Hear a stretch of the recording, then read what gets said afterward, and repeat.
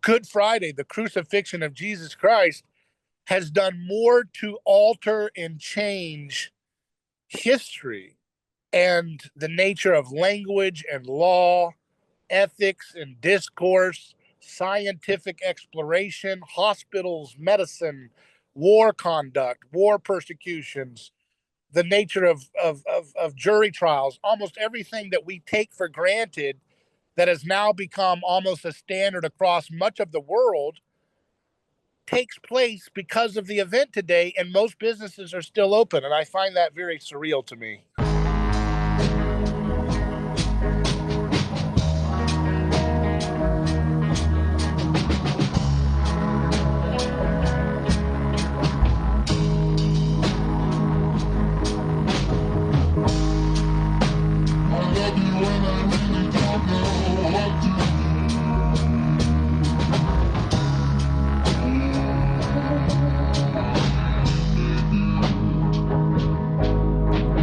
All right, we're back for another program on Things Hidden, and today is Good Friday, so we're celebrating that, thinking about that topic today. And I have two friends of the show. I don't think they've been on. Maybe they have. Maybe they have. We'll have to talk about it. Yeah, they have, actually. We did that on Christmas. We have Shannon Braswell with brightnews.com and Jason Jones of the Vulnerable People Project. How you guys doing? Doing good. Doing well. How are you? Doing great. Doing good over here as well, my friend. Thanks for inviting us on. Yeah, Jason, tell us, where are you at? It's like, where in the world is Carmen Sandiego for you? Every time I call you, you never know what you're up to. Oh, well, I'm in one of the most beautiful places in the world, German hill country of Texas. Oh, wow. The Germans just live in the hills like that? They're hiding from the command sheet, but they're here. Wow. It's a beautiful, historic German community. They've been here since the 1840s. Very Catholic community. We have the worst fest in New Braunfels, which is probably one of the best Oktoberfests in North America. And it's where Texans come to vacation because of our rivers and our beer. And you can drink beer in our river, which people seem to love. Wow. And how about you, Shannon? How are you enjoying your Good Friday?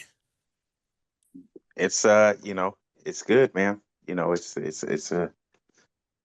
a nice day, here in Seattle, and so we're just I have to say it's kind of like a little bit surreal how little of businesses, have a holiday, they take it off for Good Friday. There's not very little, everything's still functioning. And I'm like, this is the most, I guess it's equally as important, I guess, in some sense as the resurrection, but it's such a consequential moment in history, even if you don't believe in the Godhood of Jesus. Good Friday, the crucifixion of Jesus Christ, has done more to alter and change history and the nature of language and law, ethics and discourse, scientific exploration, hospitals, medicine, war conduct, war persecutions, the nature of jury trials, almost everything that we take for granted that has now become almost a standard across much of the world takes place because of the event today, and most businesses are still open. And I find that very surreal to me. How about you? Yeah, I'm sorry, go ahead, Shannon. Oh, no, go ahead, Jason. It's cool. I was raised with no religion, so I didn't know, I was completely illiterate when it came to Christianity. Didn't really know what Good Friday was, barely knew what Easter was. But what's interesting is, so it's not strange to me because I guess for most of my life, Good Friday wasn't even a day. I really probably wouldn't even register much at all with me to hear the words together, Good and Friday. But the state of Hawaii is the only state that it is a state holiday. So all state employees in Hawaii get Good Friday off, which I think is wonderful. Yeah, that's actually pretty cool. Wish I could move there. I, uh, yeah, I mean, like Jason, I mean, I did grow up religious, but, um, we didn't really observe a lot of you know, um, the holy seasons, or the Lenten season. So, I think especially like our generation, millennials, you know, maybe some of us kind of, grew up knowing the Bible and, knowing the sort of biblical canon and everything, but didn't really observe any particular period of time except for pretty much Christmas, the day of Christmas, and then the day of Easter. So, um, you know, the whole time of Lent, being a time of reflection, you know, um, uh, what is it? Uh, Prayer, penance, and charity. Was not really. Uh, we weren't that wasn't something that we thought about. I mean, especially as children. But it for me, the strength that I get from this is that all Christians are observing this period of time, in some way or another. And that is encouraging, to know that, your fellow brother or sister is, you know, with you in this time frame. And it's just a good time, I think, to um, to think about, everything that is sort of going on in your life and everything, and how to, I suppose, give it to God, and that's the one of the hardest things to do, because we want to be in control. We want to feel like we're in control of our lives, and be in control of our lives, and sometimes we aren't, and that, can weigh on us. But I think during this time, during Lent, this is a time where you can say, like, you know what, I'm gonna just give it to the Lord. So that has been, you know, what I've gotten out of this. Jason, where are you? Where's your mind now in this holy season? Well, I guess unfortunately or fortunately, I don't know. My wife and I were talking today about how horrible, what horrible Catholic parents we are, because we let our children go today. They wanted to go to Austin to go shopping for vinyl records at some great new record shop they founded. And their friends, in our little Catholic community, all their parents were like, "No, it's Good Friday. You're not going to go out with your friends looking for records." And I said to my wife, "I don't know. Maybe not be the best Catholic parents. I don't know what we're supposed to do in this situation." But for me, first of all, I love this is my, to me, the most beautiful week of the year. And when I first became a Christian, I didn't understand why Easter was more significant, really, for us in our liturgical calendar than Christmas, coming from the secular world. I didn't really understand that. And now it's, to me, the one week of the year I love the most. But this Easter, this Lenten season for me, unfortunately, I really have, I committed to go to daily mass, and I didn't make very many daily masses. I committed to a daily rosary. That didn't happen. And not as an excuse, but, work has been pretty overwhelming, serving the persecuted church. So just this week in the Nineveh Plains in Iraq, we saw Iranian militias displace the Christian governors from historic Christian villages. We see and we serve the persecuted church in Iraq. We see the continued brutalization of the church in Gaza and Christians in the West Bank in Gaza. In Sudan, we have Christians fleeing Khartoum into the Nuba Mountains. In Nigeria, just this week, we had another massacre. In India, in the past couple of weeks, we've seen an uptick in brutality from Hindu nationalist extremists. against Christians. And so I guess my heart has just been with the persecuted church. This morning I was reading an old book on missions. It's called Missions in the World Crisis by Fulton Sheen, and it was written in the early 1950s. And Archbishop Fulton Sheen wrote, this was in the early 1950s, he said, the gates of hell will not prevail against the church, but the gates of hell will prevail against China, Russia, the United States, governments. We have no promise that the gates of hell will not prevail against the nation states and empires of the world, and even whole communities of people will lose their faith. He mentioned that in the middle of the first century, we had hundreds of bishops in North Africa. And by 800 AD, I believe it was down to 5. I mean, he said, can you imagine now there may come a day where instead of the United States and Europe sending missionaries to Africa, we will have Africans sending missionaries to the United States. Well, that day has arrived, right? I think all of us, if you're Catholic, you've had a parish with at least one Nigerian priest or one Indian priest. And in my Catholic parish in the hill country of Texas, where normally they were really committed to German priests, now we have a Mexican priest, a Nigerian priest, and an Indian priest. And so to Fulton Sheen's point, this holy season, this Good Friday, I'm really just thinking about the mystical body of Christ and how when one part of the body suffers, we should all suffer. And the truth is, in my lifetime, I've never seen such Christians face such, I've never seen the church suffer so much, from Central Asia, across the Middle East, across Africa. In China, we've had 12 bishops disappeared. Countless thousands of Catholic lay people have been disappeared.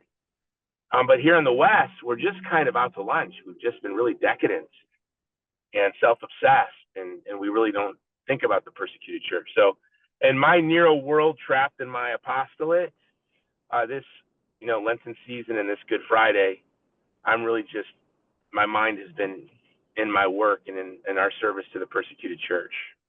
Yeah, there's so many wildfires, and it becomes dehumanizing to us when we have to watch these things and then just act like, I mean, I know, Jason, in your case, you're not acting like it in some sense because you're actually having an involvement with people over there. But, when I saw that text exchange and I saw the text exchange and the signal chat between J.D. Vance and Tulsi Gabbard and Mike Waltz and all these other fellows, that was notoriously leaked by the Atlantic or whatever. And they said, oh, we just bombed, or Pete Head said, I don't know who, I think it was Waltz or somebody said, yeah, we just bombed the whole apartment complex where this Yemeni guy was going into, and blew up the whole complex. And they were just like, yeah, that's awesome. And I was thought to myself, I was like, God, what a demonic job all of them have to do, that it's just really demonic. Imagine that you're one of those people right now who had to be in a text chat room where some dude who's, involved with the Yemeni people just blows up the whole apartment complex, and you're like, yeah, let's go get a latte and go to lunch. It's like, yeah, that's great. You just blew up a whole apartment complex.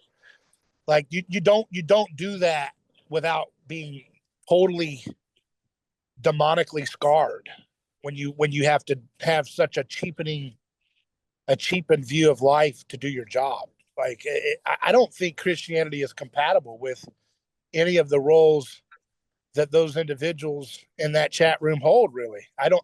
At least as the government that we are under is constituted today, I don't think there's any room for Christ. If that's what you're required to do, is be like, yeah, we're going to just, and that's just one little thing, but then when you talk about the 1 million people dead potentially and soldiers between Ukraine and Russia, I mean, and we don't even bat an eye, and we're still debating whether we're going to keep going or not, and I'm thankful that there's some, folks in power who seem to want to stop the madness. But whether it's that conflict, and then we have reports that Trump and a few of his people, including Tulsi and I guess Vance, pushed back against the idea of striking Iran. Israel wanted to do that, and I guess it's been delayed for now. But you think about it, and you're like, what kind of government has this prerogative to strike as an option? Another country because they think that they could have a nuclear weapon. I've been hearing that they're going to have a nuclear weapon any minute since I was a kid. Yeah. Yeah. And they've been hyping us on these Fox News boomer shows since I was a middle school kid. That well, the question is, Dave, are coastlines going to be flooded by global warming, or are we going to be nuked by Iran first? Because both are imminent. Both are just going to happen any day now. Yeah, they've been saying that Iran was frothing at the mouth. Remember that guy Mahmoud Ahmadinejad? Yes. I was told daily when I was in high school that man was the reincarnation of Adolf Percy Hitler. Yeah. And that he was going to obliterate my life at any second he had the chance to. And I would watch his little beady eyes on videos and be like, dear God, it didn't even seem, I was like, I don't understand it. What is this guy up to? He seemed pretty chill, but they wanted this guy forever, But yeah, you were close. You were close. It was Benjamin Netanyahu that wanted to upend your life forever. But fortunately, unlike my son who had to go fight in Iraq and Syria, you weren't lured into that. Yeah. Yeah. Well, going back to when I was a kid in the 70s, and I'm not kidding you, I don't remember what propaganda I was consuming, but I would take pictures out of magazines of the Ayatollah Khomeini, and I would staple his picture to garden sticks, and I would put garden sticks with his pictures and the different pictures of other mullahs in my backyard, and I would low crawl around in my camouflage and my BDUs and my dad's old army helmet and my BB gun. And I would low crawl through the mud, taking shots at Ayatollah Khomeini. I guess because, I was being prepared for the idea that, this man wanted to kill me. And so I was trying to kill him before he got me. Wow. And that's in the 70s. Yeah. Isn't it? I always found it interesting that if you think about the United States and Iran as sort of these vestiges of an old conflict that's been going on for almost 1,000 or whatever, 1,500, since late antiquity or antiquity. You got the Romans who eventually become the Byzantines, who are still Romans, and then you've got the Iranians who, back then were called the Sassanids, right? And the way that I think we see ourselves is sort of, on the one hand, carrying, the religious and spiritual message of Christianity, right? But then at the same time, we have carried on sort of the Roman, system, legality, taxes, what is that thing when they do a census, military, all of these Roman columns in the Capitol buildings, right? Roman columns. We keep Latin as sort of our vestige of, the our glorious past. Greek is our, language of learning and wisdom, right?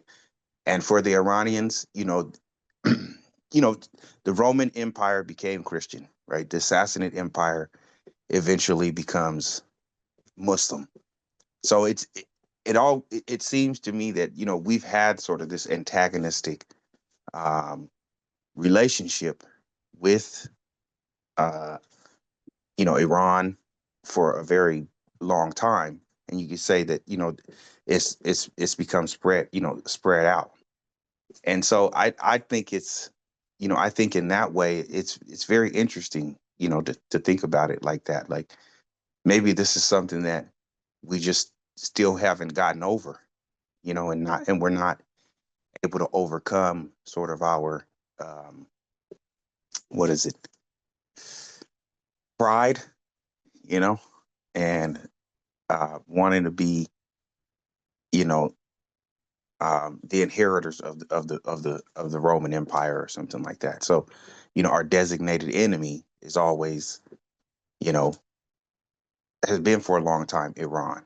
You know, now it's China, or Russia or whatever. I mean, we designate enemies all the time, But I'm just saying, I think in this context, when we talk about Iran, talking about right now, you know, it's interesting that's been a long-standing, um, you know, our long-standing mimetic rival for a long time. I don't know if that makes sense, but No, it does make sense, and it's actually comforting, right? I get so frustrated at where is the church, where are the adults in the room, with so much suffering in the world, and we think back to some glory day. You'll see these oddballs on social media. I'll post an article or something about the persecution of Christians in Gaza or in Iraq or Syria, and they'll say, time for the new crusades. We need to reform the Knights Templar, blah, blah, blah. I mean, these guys can't do 2 push-ups or see their toes. yeah, And, but then you have to remember during the Crusades, European Crusaders attacked Christian communities along the way. They attacked Christian communities in the Holy Land. In World War I, the USCCB in its original incarnation was founded, the Conference of Catholic Bishops, to lure Italians and Germans into supporting the most counterproductive, disastrous war in human history, World War I. I remember during during the Second Iraq War, the USCCB and its agents and Catholics like George Weigel were leveraging their influence to advocate for the invasion of Iraq, even though St. John Paul the Great opposed it and correctly anticipated that it would lead to the ethnic cleansing of Christians and minorities in Iraq. And tragically, even the head of the USCCB at the time, I believe he was the executive director, his son ended up dying in that war, tragically, in Iraq. So, when we can look through the history of Christendom, we can look through the history of the church from the first century until today, and we realize this is just our vocation. And I really appreciate what Bishop Fulton Sheen said in his book, Missions in the World Crisis, and that there's an ebb and flow. And we have to just not despair. And we are apostles in the midst of this darkness. And I struggle with, I don't want to come across as sanctimonious, always pointing fingers at, bishops or anyone else for why aren't you saying more, doing more? And I don't want to despair or become despondent. And so when you put it in its historical context, you say this is just the role of the vocation of the Christian in the fallen world. And it's only, as Tolkien would say, it's only going to get worse. yeah. I have a question. So the thing is, I think about, okay, you know, America sees like the Middle East and everything as sort of a threat to its, I don't know, to its power or something, right? And at the same time, we're all Christians, so we're talking in a way that, is trying to move towards being more Christ-like, right?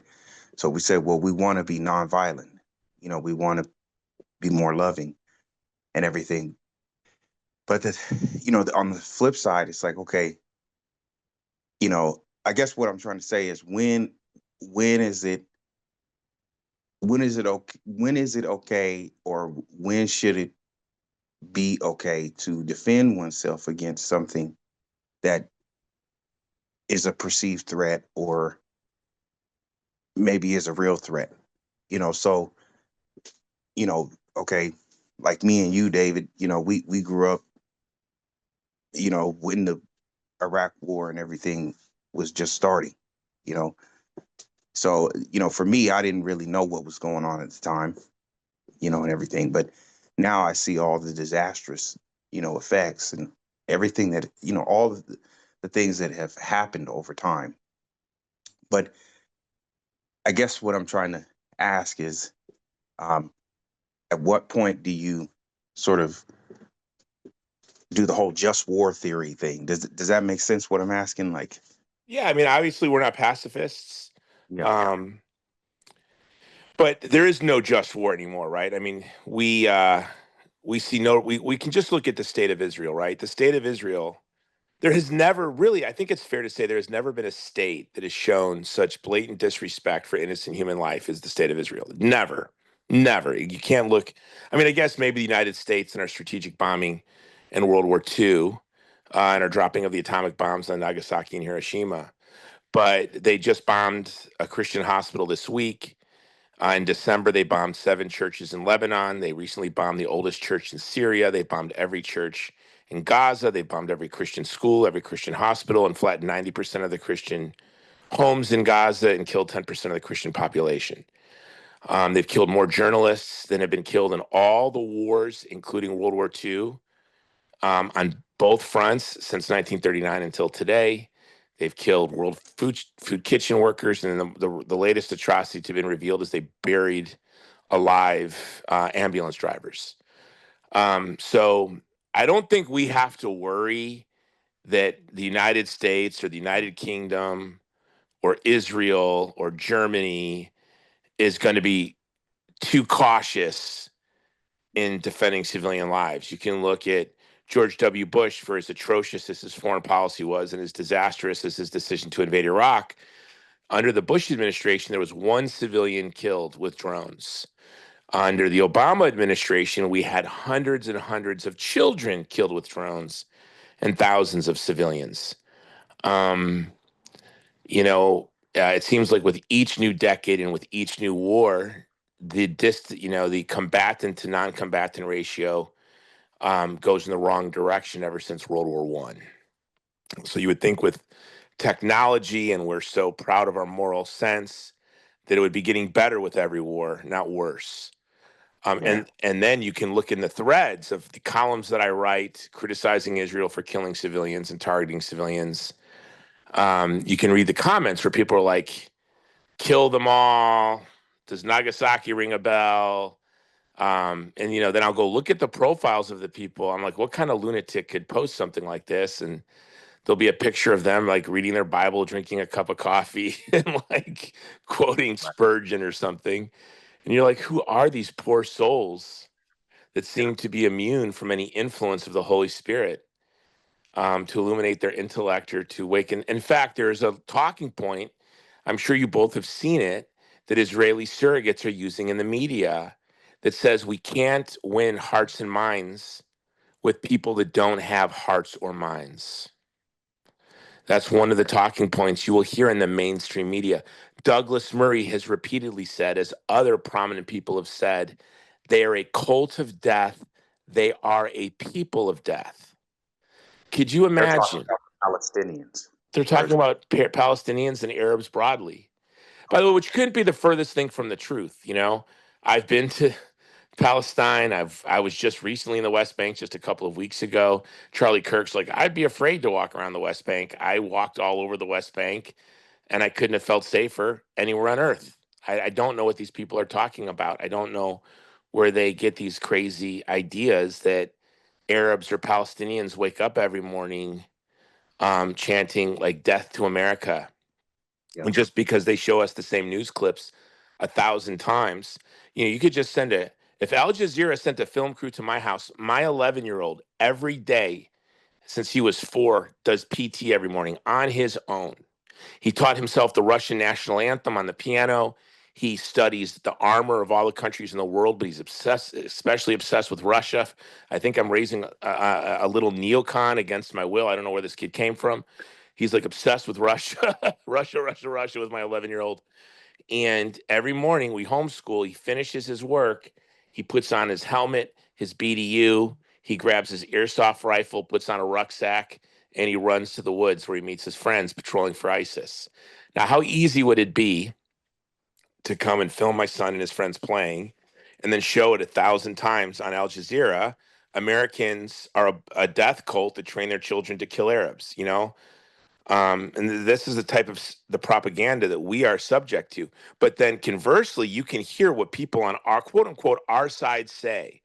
People like Douglas Murray, who calls all Arabs a death cult. People like Jonathan Cahn, who says the Palestinians are the reincarnation of the Amalekites.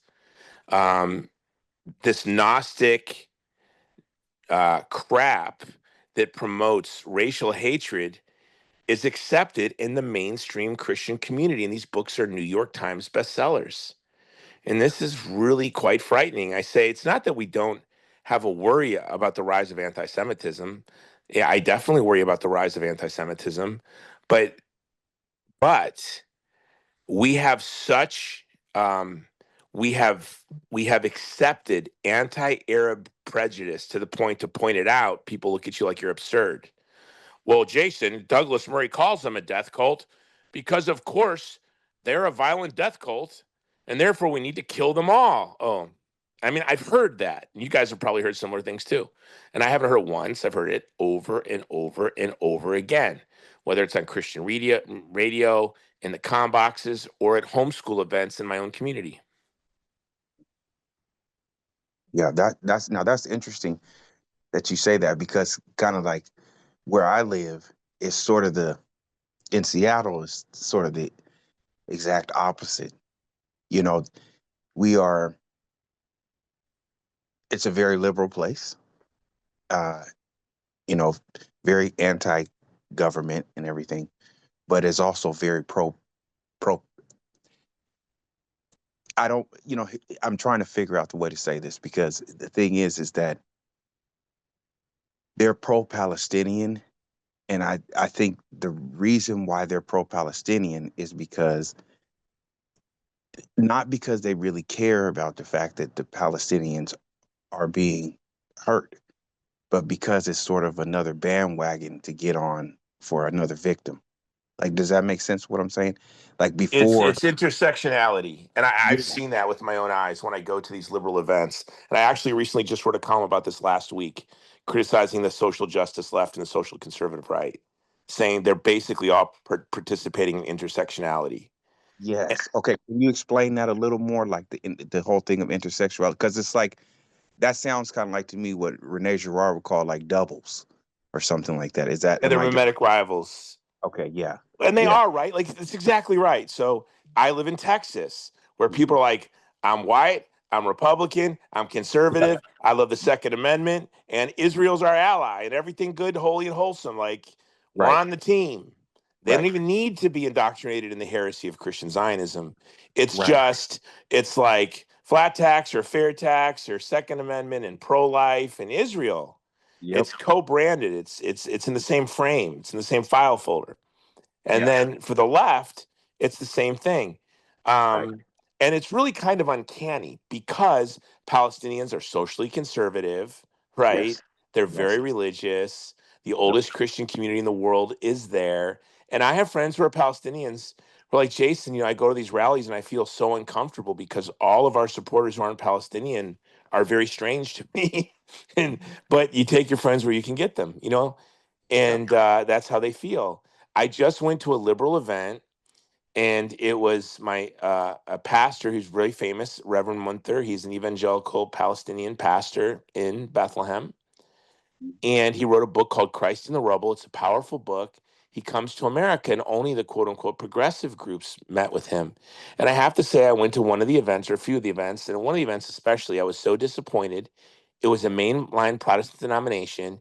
Each one of them got up there and took longer to speak about their commitment to the Palestinians and how much they hurt. And they went on and on and on and on, like eating into the time of the speaker, which to me was very thoughtless. And then as soon as like Reverend Munther finished speaking, even though they were just really effusive in their like praise.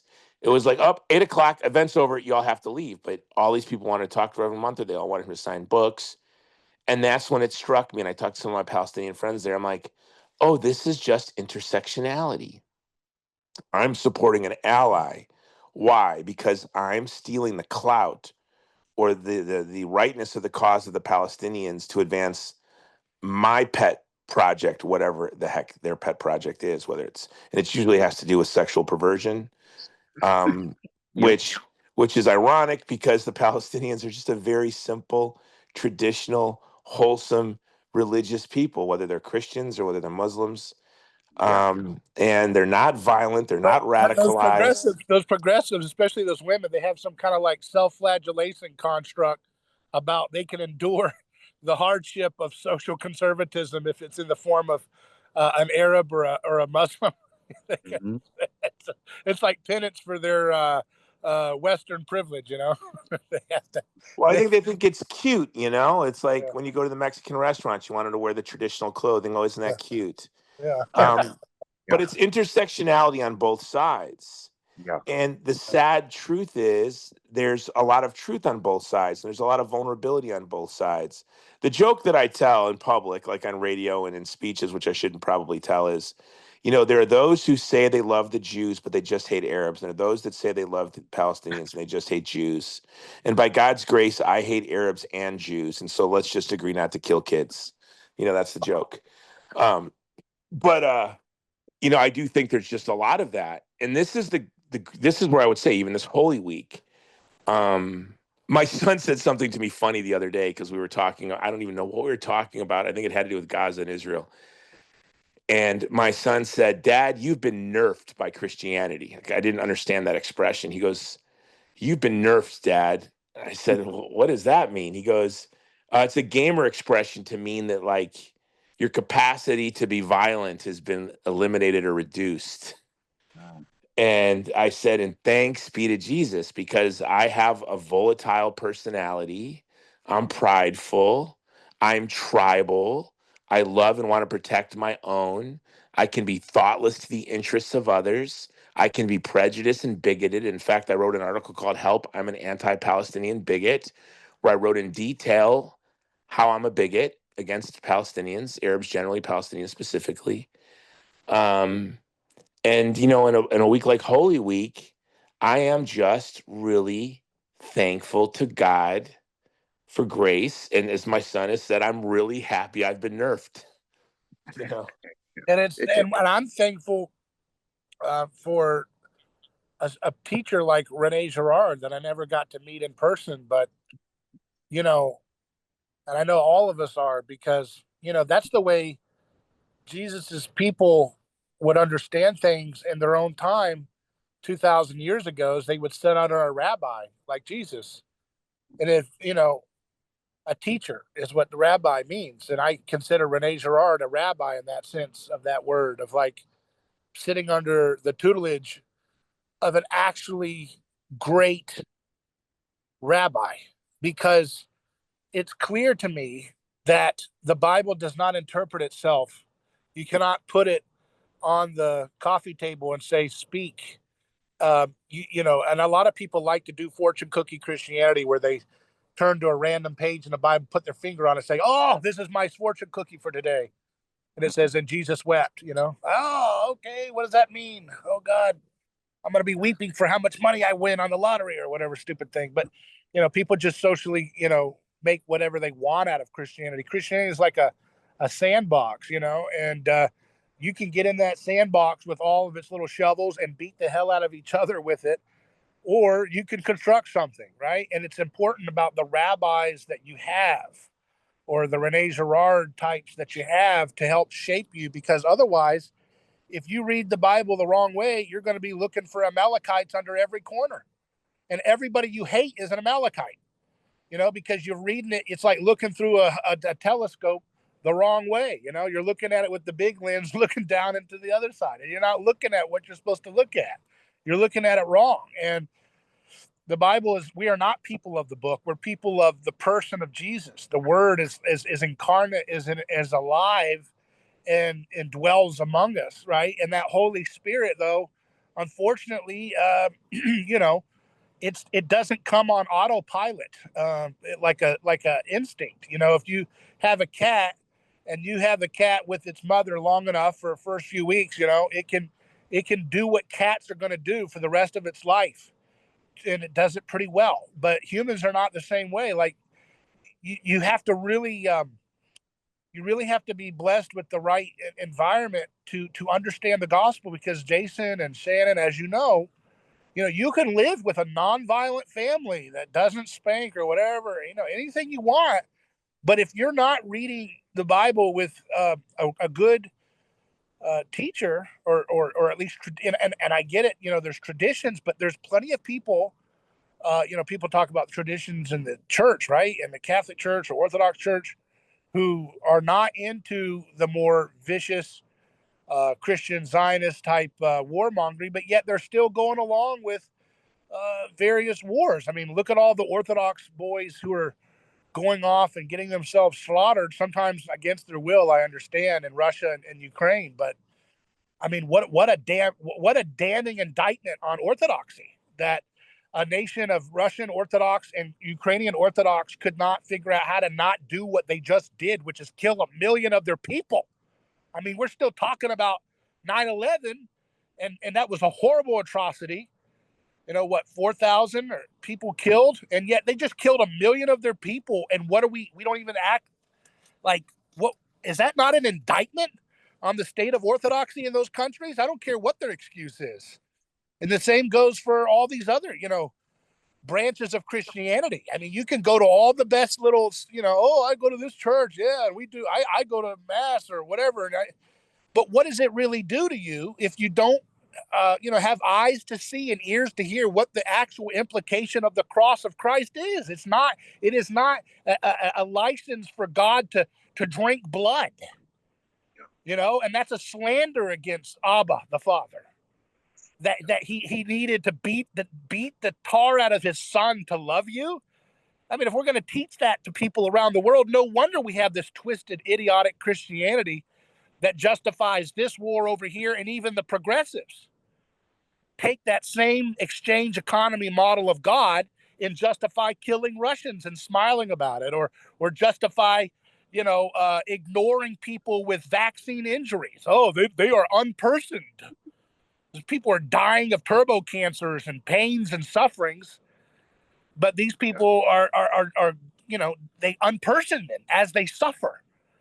And all of this is a consequence of slandering God. And if we don't have right teachers to carry on the flame, thank God for Rene Girard. You know, it doesn't mean he got it all right, but I mean, wow, what a figure for pushing people towards actually looking at the cross truthfully, and not this demonic perversion that so many people twist themselves into, you know? Yeah, no, I agree. I was just on Catholic Votes podcast, and I was able to share that I'm really grateful to Rene Girard to help me really understand what it is to be a Christian. Like, I read him as like pastoral theology. That's how I read Girard. I think it's interesting that, you know, we you know, have these sort of like what did you call it, Jason? The whole thing of you know, I've got the liberals here, you know, and Oh, then the intersectionality. yeah, the internet intersectionality. You know, I think it's interesting how people don't see how they're both sort of um you know, hunkering down, and then they become sort of alike, you know, they become very much alike, you know. And I think it's more, you know, it's kind of like I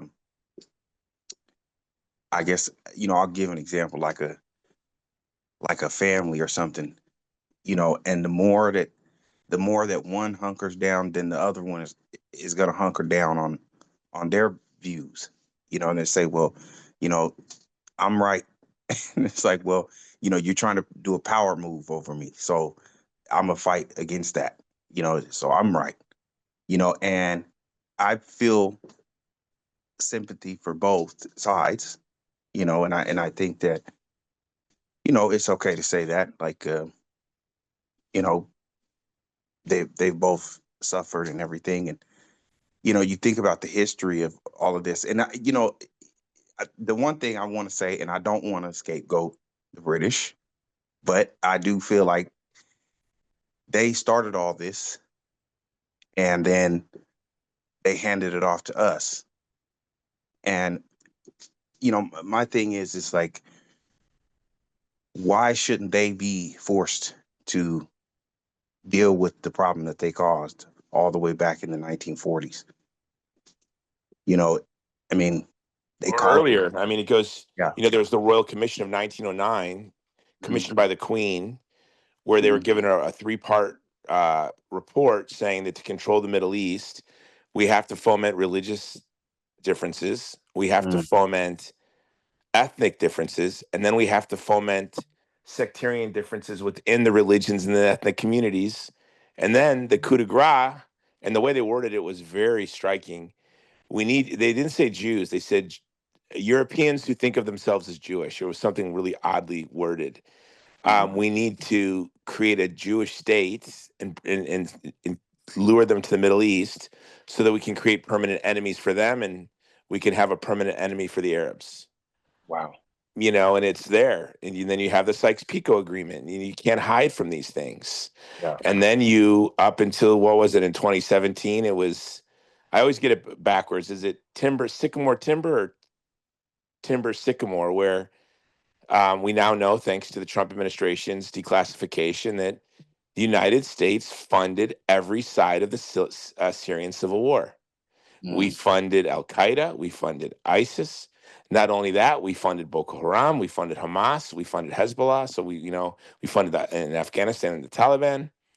So you look back to the 1909 commission, and then you go to 2017, and you have CIA funding every side of the Syrian civil war. And Yeah. then, this week we see the last 40,000 Christians in the Nineveh Plains probably, we're witnessing their last gasp. And the church in the West is just out to lunch. But I guess this is really nothing new. Well, Um, yeah, but so now that's my thing right there, right, Jason? Like, okay, this is where I get back to the whole thing of like the whole, like uh, the conflict or defense or just war or whatever. As Christians in the West, what is our sort of obligation to our brothers and sisters in say the Middle East? Because you know we're I guess in short, are we supposed should we go there and you know fight back the say the Muslim groups and the Jewish groups to defend the Christians? Uh, should we make an aware, should we make people more aware of the fact that there are Christians living in this region and they're suffering, for political, machinations that are going on between, more powerful institutions than the people that. most of the Christians in Iraq were ethnically cleansed before George W. Bush left office. Mhm. So when the U.S. was there in force, right under our noses, the Christians were being ethnically cleansed. The Christians did much better under Saddam Hussein in 750 years of the Ottoman Empire. Mm. 750 years of the Ottoman Empire and Saddam Hussein, the Christian did better than they did under the United States in Yeah. Iraq. Yeah. We literally are funding Israel to drop bombs on our churches. Mhm. Their snipers are killing our women while they're in church, shooting them. Yeah, I don't, it's heartbreaking. And many times, in the Middle East, it's not as people have been taught. My friend Khalil Sagaya, who works with us, Sayeg, his sister was killed by the IDF a year ago last week. And it was Muslims, his Muslim Palestinian friends, that were trying to rescue her, and they were being shot at. When two Christian women were shot by an Israeli sniper, it was Muslim men that rushed to try to rescue her. It was the Muslim Peshmerga in Russia and Iran that did most of the heavy lifting to defeat ISIS, to liberate the Christians in Iraq and Syria and the Yazidis as well. So the world is much more complicated than we would believe. You know, it was Israel and Hungary, of all countries, Hungary, that we're told is this great Christian country.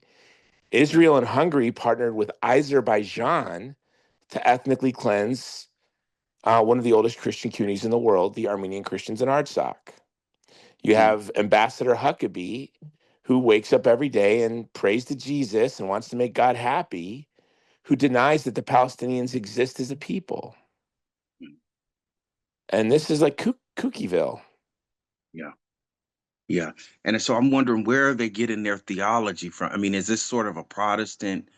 No, Like, it's what I said earlier. All the different, yes, the Huckabee one is the Protestant one, but most of the Christians, unfortunately, even the or Catholics and Orthodox too, have a violent view of God that flattens the obvious intentions of Jesus into a kind of transaction, and they butcher it by saying he came as a suffering servant, but when he comes back, he will be Hulkamania running wild on you.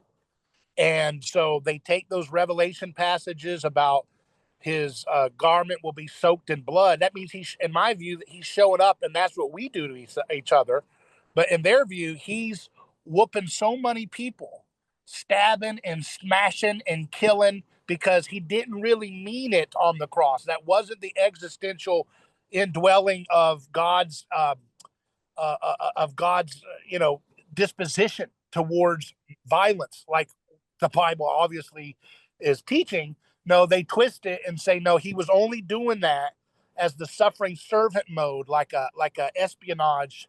I'm going to come in and I'm going to pretend, I'm going to act like I'm really nice and really kind, so that I've got all the excuse in the world to blast every person who looks at me wrong when I come back. That's the view of most, if they think through it, if they even go to that point. That's the disposition, unfortunately, of most Christians. They believe that God is a God who demands blood if you impugn his honor. But that's not the God revealed who comes in the manger. Okay, that's not a God. And do you know who else shares that Protestant view? And to be fair, although it's probably dominant in the minds of most Protestants in America today because of media, Protestant media, that's controlled by the Christian Zionists, most Christian Protestant denominations, this is not their theology. Right. This is a new heresy that developed in the 19th century and really erupted in the 20th. But who shares this view of Jesus as general against Satan and the Antichrist, slaughtering his way across the earth? With Islam. Okay. Islam, so they hold, they're so bigoted. Yep. And they have such a big, the Muslims are a cult of death, but their vision of Jesus is really the same as Islam, that Jesus returns in the midst of the battle against Dajjal and leads us to victory. And Islam also teaches that in the last days it will be Christians and Muslims together united against the Antichrist. Right. And Isa, or Jesus, will lead us to victory in this great battle. Yeah. But I don't want to go out that way. Yeah. I want to go out like the Pietà. I want to go out holding and caring for the suffering, not brutalizing the damned. Yeah. I have a violent temperament. So I don't know who these people are that are attracted to this stuff. That's the one thing that gets me. I find it repulsive. I'm like, dear Lord. Yeah. And I look at the comm boxes and I see what people say, and I'm like, I've never met anyone in my life that talks like this in reality. Is this what people are harboring inside? What is this weird thing? I think it's a romanticism. When you're not, when you've never seen, someone or chaos break out in a community and stuff like that, when it's not in front of you, and all you're being told about these regions and everything is from social media, you don't really get a sense of like how violent things are over there. And so I think people here in America, we just sense that like, oh well, that is a bad region, that is a a horrible region, and they've been fighting each other for a long time. You know we should we need to get our gear up and beef up and get ready for war, type of thing. But I don't think any of these people are really prepared to deal with in any of that. You know what I'm saying? It reminds me of Yeah. that remember that movie? It was on Netflix, and it was this German kid, and he was going to war, and he was excited in the beginning.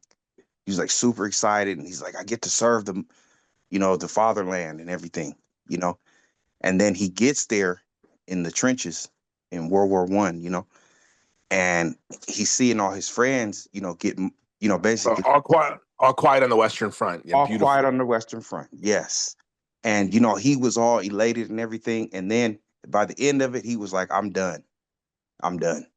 Just. But it's not, you can't sequester the issue as a problem of just Christian Zionism, because as we know, the other churches have violent dispositions about God's character embedded into their eschatology in a different way. Oftentimes it may be a little bit different, but a lot of them have a view of God which I think is much more closer to paganism than it is the actual spirit of the thrust of the narrative from Old Testament to New Testament. And that problem needs to be addressed in the nicest and whatever way possible, because it's not, again, where's Christian Zionism causing the Ukraine and Russia war? Okay, both sides treating each other like garbage for years.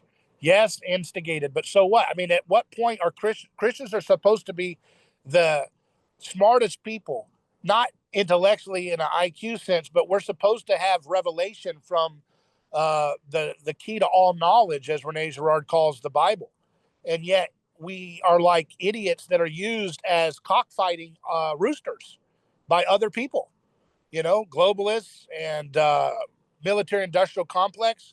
Look at the hatred that they've been stoking between Christian Americans and Muslims for a long time. Look at Sirhan, an obvious patsy to a much more complicated network. I can't wait. Those documents were released today, brother. Yeah, Yesterday. I know. And I haven't seen what they say, but I guarantee you, the spoiler alert, Sirhan wasn't the mastermind behind the assassination of RFK, but he was a scapegoat, right? And he may have had some kind of role, but he was a scapegoat, and he was a Palestinian. Think about how long they've been seeding this hatred between Americans and Palestinians for a long time.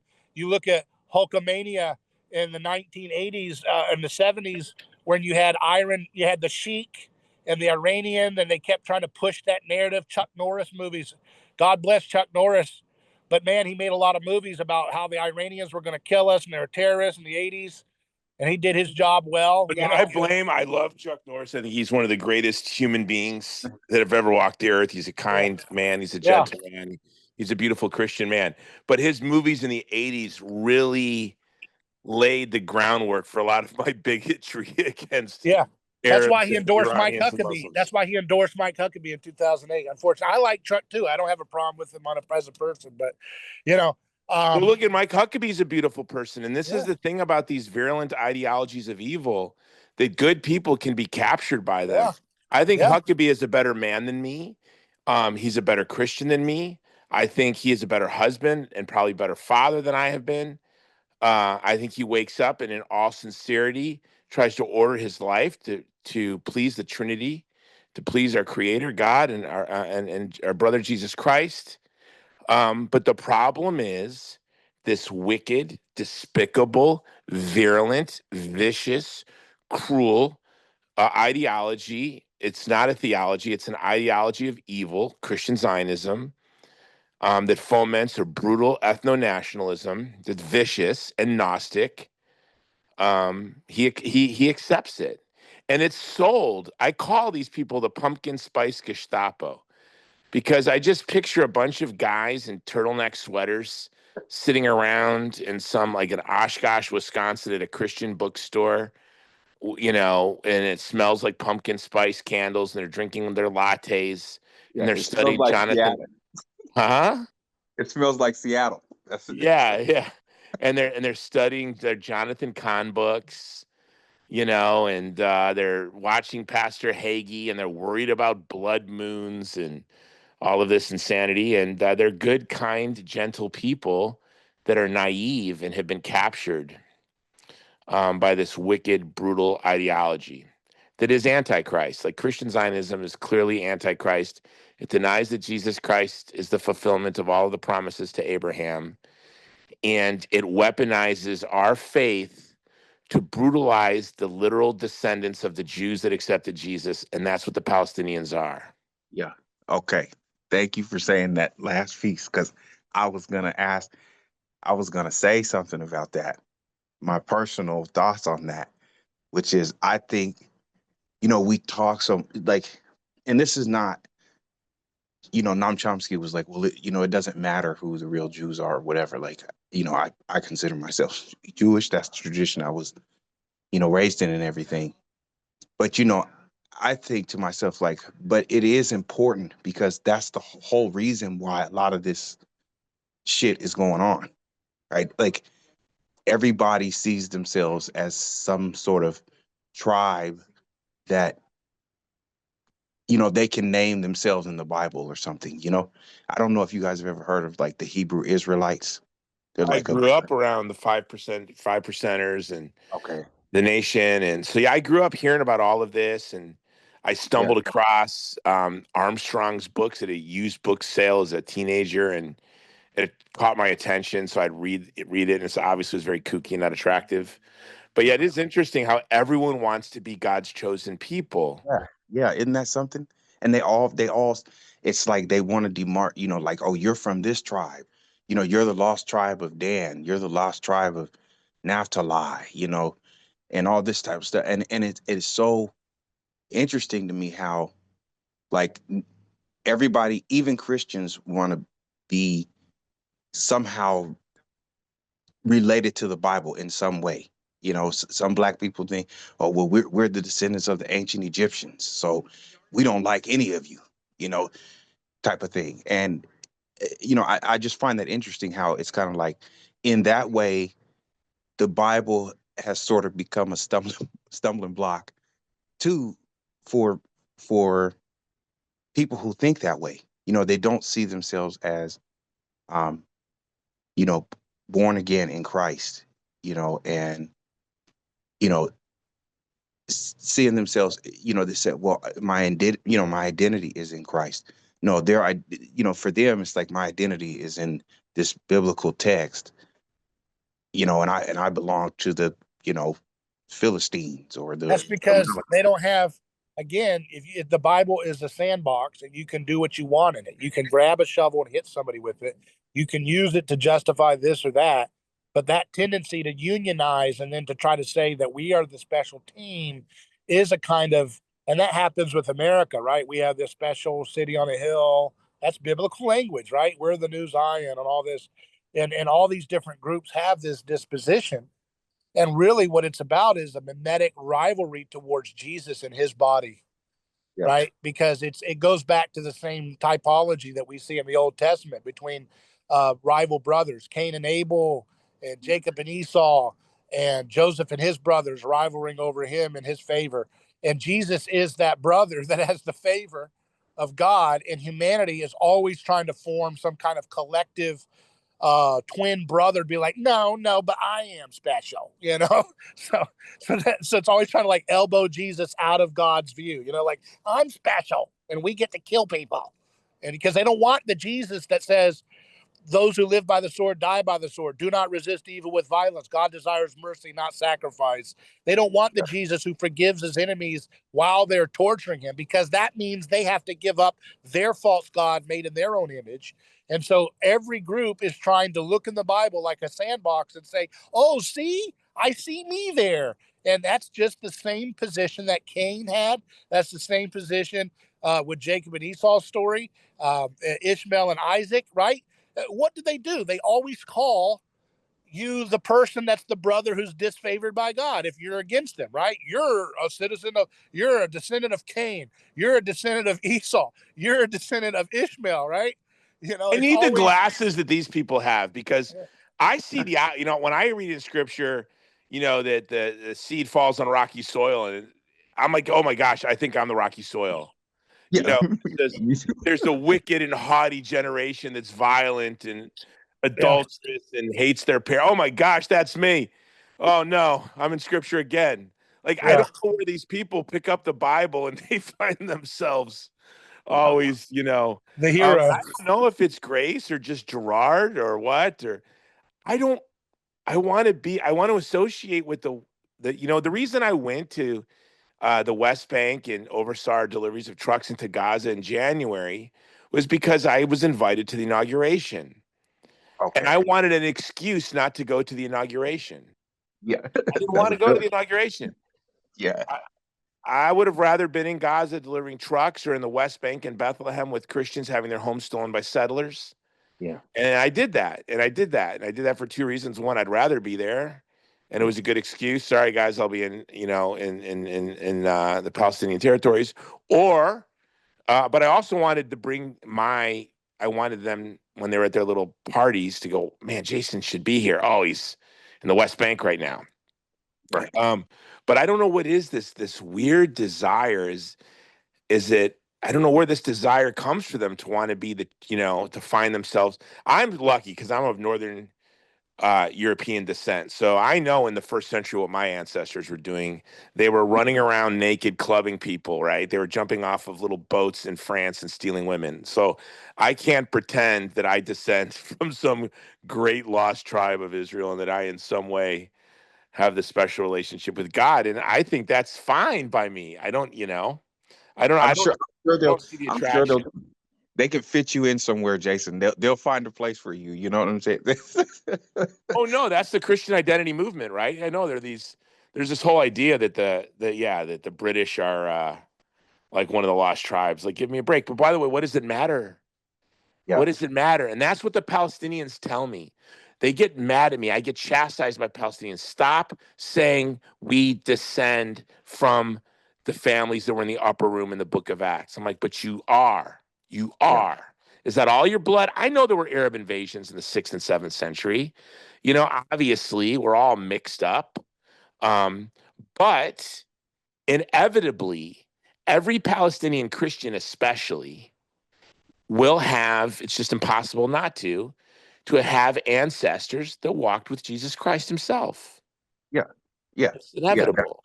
Yeah. That's like, the Lebanese, there's like, because I find a lot of people who live in the Levant, they'll say we're not Arabs. You know what I'm saying? We're Phoenicians or something like that. You know what I'm saying? That's true. The both are true, probably, but yeah. Yeah. So yeah, that's interesting. That's interesting. They Wow. won't let you tell a Palestinian that. They will always check you. And then I asked them, why do you not allow us to say that? And they said, because we have been the victims of the weaponization of our faith. Okay. And we're not going to let it, and then they will quote scripture where it says there is no longer Jew or Gentile. Yeah. We are one in Christ. And the only people in the world that seem not to take pride in finding themselves in the Bible are the people who can most clearly point to themselves, and that's the Palestinians. Yeah, because they're probably like, man, we're tired of everybody else wanting to appropriate this thing, and then we get backlash for it. You know what I mean? Like, just leave us alone. Like, we don't need y'all to, proselytize. Guys with big hats and sunscreen come down there and say, we're the indigenous people. Yeah, You sure need a lot of like, sunscreen for an indigenous person, my friend. yeah, To the like an anthropologist that just came in. Like, I got another yeah, story for y'all, man. These are the real Israelites, right? yeah, yeah. Everyone is. It is. It's not just look. You said there's the 5% nation, the Hebrew Israelites. There's the Christian identity movement. Yeah, It's kooky. It is, but it really is interesting. Everyone wants that special relationship with God. right, right. And but that and that's the thing is they don't want to admit that they can have that special relationship with God in Christ. You know, Because in Christ means following his nonviolent, self-emptying way. And nobody wants to do that, including us. yeah, yeah, that's right. I'm definitely not going to be. I'm definitely one of the first person to say that. I sometimes. But you know what, man? It's like, it's like at some point you'd say, look, we may not, we may be having our problems with our egos, but let's at least start with not going along with killing people in mass slaughter, right? Let's at least try that. Yeah, yeah, Yeah, I that's what want, I find hard to understand. yeah. I want to, I want to, I want to close with this. I want to ask, like, has the story of Good Friday, has Jesus failed in his mission of trying to save the world? 2,000 years later, I have people who are not religious who message me whenever I write about Christianity or whatever. It's like there's this feeling that it's not successful. It is what it is. Is that true in your view? Let's land the plane with that question. I think it's sort of a thing where Christians have to be active. If we see it as a failure, then that's what it's going to be. If we continue to strive for the faith and spread the good news and speak, in the way that we've been speaking, then it will succeed. And so, yeah, I mean, I think it's all about how we take up our cross. That all depends on us. If we don't do anything, then yeah, it will fail in a way. God will still have the ultimate glory. But we perhaps, you know, I mean, yeah, I think it's all about human action. It depends on what we do. If Are we going to really live by Christ's teachings and his, words and act and deeds, you know, or are we going to just say, well, yeah, that's a great story, and yeah, man, I wish I could, you know, pray for me, brother. I'm hanging in there, and everything, and that's okay. I think it's okay to say that sometimes. You know what I'm saying? It's like, dude, I'm really struggling, and I'm having a hard time. Uh, Even just like yesterday, and I'll end with this. I went to the uh, Monday Thursday mass, you know, and um, you know, I wasn't completely present, there. Like my mind was really on some other stuff, my life and everything, and other things that are going on in the world and everything. And so I wasn't present. But, I think at the same time, it's like, it's a struggle, and we have to struggle in our personal life and in the world we live in, um, to fight for the good news, or to struggle for the good news, because and ultimately that's what it is, right? This is good news, that Christ is coming in the world. He's redeemed the world. We are saved. By his stripes we are healed. And so I think that's the ultimate thing. It depends on Christian actions and behavior.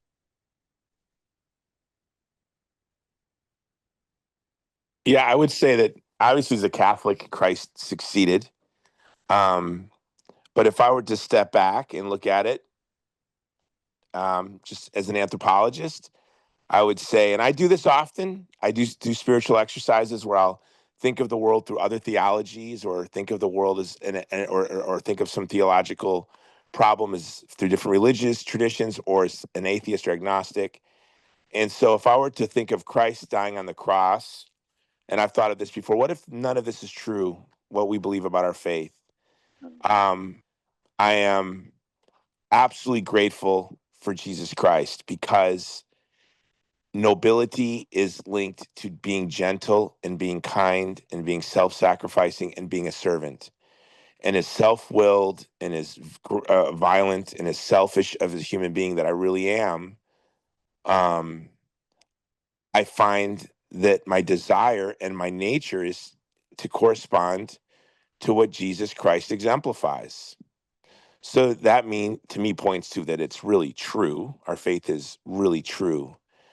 And to have, our faith is our creator, the second person of the Trinity, died on the cross out of love for us, and that I am to be a servant, I am to be kind, I am to be gentle, I am to kiss lepers, I am to take risks in love and service to other. That is what it is to be chosen. What a grace.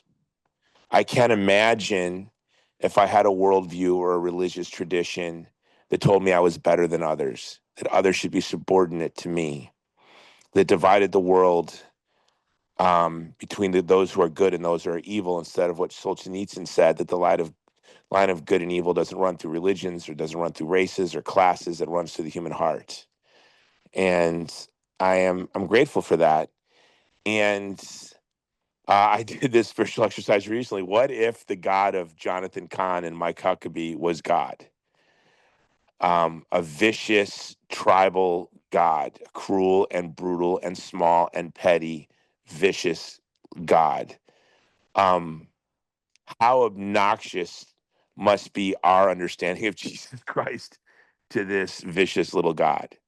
And so I'm grateful. Yeah, I think, to me, Good Friday is obviously Easter objectively is the most important day in the liturgical calendar.